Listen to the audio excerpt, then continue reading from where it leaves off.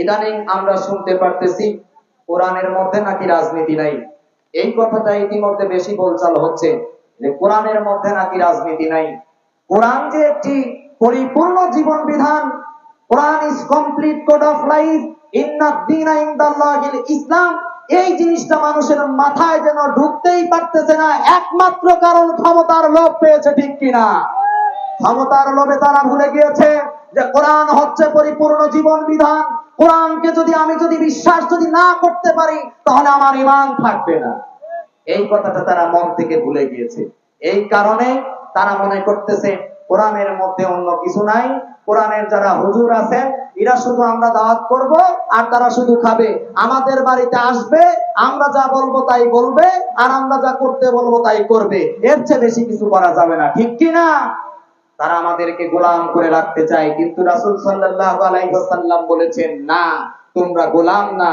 আল্লাহ বলেছেন তোমরা গোলাম না, ইন্না জাইলুম ফিল আরদি খলিফা, তোমরা এই জমিনের উপরে একজন নেতা হিসেবে প্রেরিত হয়েছো।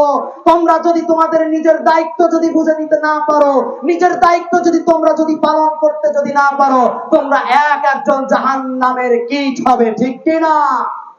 আল্লাহর হাবিব বলেছেন জাহান্নাম, তোমরা জাহান্নামের খড়ি হবে।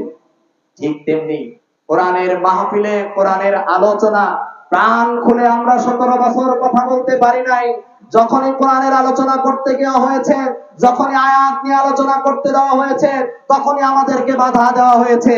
মনে করা হয়েছিল কোরআনের মাহফিল যেন তাদের বাপদাদার সম্পত্তি, মনে করা হয়েছিল এই দেশটা যেন তাদের বাপদাদার সম্পত্তি। এই জন্য আল্লাহ তাআলা তাদেরকে শেষ পর্যন্ত শেষ ভাষণটুকু দেওয়ার সময়ও দেয় নাই, ঠিক কিনা? সব কিছুর মালিক কে? সব ক্ষমতার মালিক আল্লাহ, ডাকো তাহারে। সব ক্ষমতার মালিক আল্লাহ, ডাকো তাহারে। সারা জীবন করো জিকির, সারা জীবন করো জিকির সেই আল্লাহ রে। আল্লাহ সবই পারে, আল্লাহ সবই পারে, আল্লাহ সবই পারে, আল্লাহ সবই পারে। আদমকে বানাইলেন আল্লাহ জন্মদাতা বাচ্চারা, হাওয়াকে বানাইলেন আল্লাহ আদমের বাম পাজরের হাড়দারা, ঠিক কিনা? আদমকে বানাইলেন আল্লাহ দুনিয়ার মাটি দ্বারা, হাওয়াকে বানাইলেন আল্লাহ আদমের বাম পাজরের হাড়দারা। মাটির পুতুল কহিল কথা, মাটির পুতুল বলল কথা, বলিয়া জবানটারে আল্লাহ সবই পারে, আল্লাহ সবই পারে, ঠিক কিনা? আল্লাহ পারে কিনা এই বিশ্বাস আছে না নাই? কেউ আমাদেরকে টার্গেট দিয়েছিল 41 বছর, অর্থাৎ 41 সাল, কেউ টার্গেট দিয়েছিল 82 সাল। আল্লাহ বলতেছে দাঁড়া, তোর কয় মিনিট দেখতেছি, ঠিক কিনা? আলেমদেরকে নির্যাতন করার জন্য সবচাইতে নিকৃষ্ট একজন শাসকের নাম ইতিমধ্যে গ্রিনিস বুকে লেখা হবে, শেখ হাসিনার নাম, ঠিক কিনা? এত আলেমকে কেউ কখনো হত্যা করে নাই, যারা নির্দোষ মানুষগুলোকে জেলখানার মধ্যে অত্যাচার করেছে, অথচ আল্লাহ রাব্বুল আলামিন পবিত্র কোরআন শরীফের মধ্যে ইরশাদ করে দিয়েছে, আল্লাযীনা ইম্মাক্কান্নাহুম ফিল আরদ, আল্লাহ তাআলা জমিনের উপরে শাসনভার দিবেন তাদের কাছে। আকামুস সালাত, যারা নামাজের কথা বলবে, যারা নামাজের আইন চালু করবে, ওয়াতাউজ যাকাত, যারা যাকাতের কথা বলবে, তা'মুরুনা বিল মা'রুফ, যারা সৎ কাজের আদেশ করবে, ওয়ানহাউ আনিল মুনকার, সৎ কাজের নিষেধ করবে। আজকে সমাজের মধ্যে খেয়াল করে দেখুন এই কাজগুলো কারা করতেছে? কারা করতেছে এগুলো? এই কাজগুলো কারা করতেছে?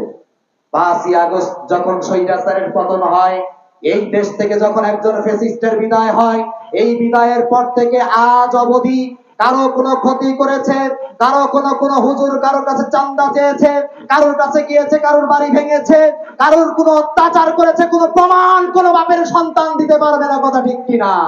অথচ সেই হুজুরদেরকে তাদের অন্তরের মধ্যে জ্বালা জ্বলে, তারা এখনো মনে করতেছেন সেই আবু জেহেলের সেই তকমা নিয়ে চলার জন্য, ঠিক কিনা? হুজুরের এই যন্ত্রণাগুলো আপনাদের মাথার মধ্য থেকে মুছে ফেলুন, মুছে ফেলুন। মৌলবাদী আর এই জঙ্গিবাদী কথা শুনতে শুনতে আর বলতে বলতে আমাদের কানগুলো ঝালাপালা হয়ে গেছে। মৌলবাদী বলতে বলতে ইতিমধ্যে আমরা অনেক আলেমে দ্বীনকে হারিয়ে ফেলেছি। যাদেরকে নির্দোষে বিনা দোষে যাদেরকে হত্যা করা হয়েছে, আবারও আমাদের কানের ঘরে এসে কেউ কেউ বলতেছে মৌলবাদী মৌলবাদী, ঠিক কিনা? এই মৌলবাদী কথা আর বাংলার জনগণ চায় না।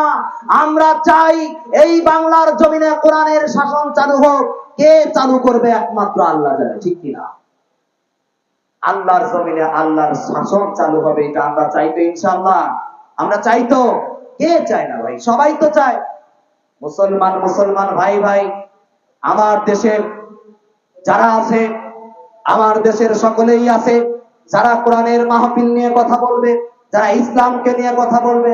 আল্লাহ তাআলা বলতেছে, আমার আল্লাহ রাব্বুল আলামিন কোরআনের এই জমিনে কোরআনটাকে বিস্তীর্ণ করে দেওয়ার জন্য রাসূলকে পাঠাইলেন। রাসূল সাল্লাল্লাহু আলাইহি ওয়াসাল্লাম দুনিয়ার জিন্দেগিতে আসলেন।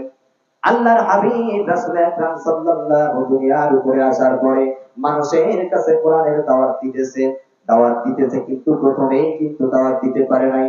আমার রাসূল আকরাম সাল্লাল্লাহু আলাইহি ওয়াসাল্লাম দুনিয়ার উপরে আসার পর নবুয়ত প্রাপ্তি যখন হলেন, তখন পর্যন্ত নবুয়ত প্রাপ্তি পাওয়ার পর্যন্ত আগ পর্যন্ত মানুষের কাছে আলামিন ছিল, ঠিক কিনা? মানুষ মক্কার কাফেরেরা তাকে ভালোবাসতো, অন্তর থেকে তাকে বুকে টেনে নিয়েছিল।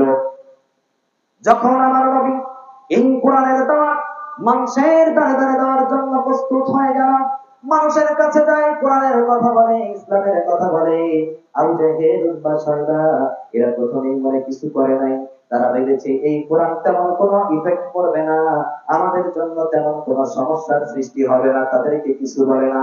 যখন দেখতে লাগলো আল্লাহ রাব্বুল আলামিনের এই হাবিব যখন মানুষের প্রান্তে গিয়ে গিয়ে যখন কোরআনের দাওয়াত দিতেছে, কোরআনের দাওয়াত শুনে মানুষগুলো ঝাঁকে ঝাঁকে কোরআনের পথে আসতেছে, এমন সময় আবু জেহেল চিন্তা করলো এইটা কোনো ধর্মীয় বিষয় নয়, ধর্মীয় বিষয় হতে পারে না। আগামীতে এই মুহাম্মদুর রাসূলুল্লাহ সাল্লাল্লাহু আলাইহি ওয়াসাল্লাম ক্ষমতা লোভী হয়ে যাবে। জোরে বলি কথা ঠিক কিনা? ক্ষমতার লোভী পেয়ে যাবে, সে ক্ষমতায় দাঁড়িয়ে যাবে, সে আমার বিরোধিতা করবে। কারণ আবু জেহেলের কষ্ট একটাই, যে আমি তো রাষ্ট্রপ্রধান, যদি মুহাম্মদ যদি এরকম ভাবে যদি মানুষকে যদি দাওয়াত দিতে থাকে, মুহাম্মাদের দল ভারী হয়ে যাবে, আর মুহাম্মাদের দল যখন ভারী হয়ে যাবে তখন আমার ক্ষমতা আমার কাছে থাকবে না। এই যে আবু জেহেলের ভয় মনের মধ্যে অন্তরের মধ্যে জাগ্রত হলো, জাগ্রত হওয়ার সঙ্গে সঙ্গে মুহাম্মদুর রাসূলুল্লাহ সাল্লাল্লাহু আলাইহি ওয়াসাল্লামকে বিভিন্নভাবে বাধা দেওয়ার সৃষ্টি করলো। মুহাম্মদকে বলে, ও মুহাম্মদ তুমি কি চাও? সম্পর্কে ভাতিজা কি হয়? ভাতিজা। মুহাম্মদ তুমি কি চাও? মুহাম্মদ বলে, আমি কিছু চাই না। দুনিয়ার উপরে যদি কোনো জাগতিক সম্পদের মালিক হতে চাইতাম, আমার আল্লাহর কাছে যদি আমি একবার যদি বলতাম, আমার আল্লাহ রাব্বুল আলামিন আমাকে সব কিছু দিয়ে দিত, কিন্তু আমি আসলে তেমন কোনো কিছুর মালিক হতে চাই না। আমি চাই আল্লাহর জমিনে আল্লাহর দ্বীন কায়েম করার জন্য আমি প্রতিষ্ঠিত করব। জোরে বলি সুবহানাল্লাহ।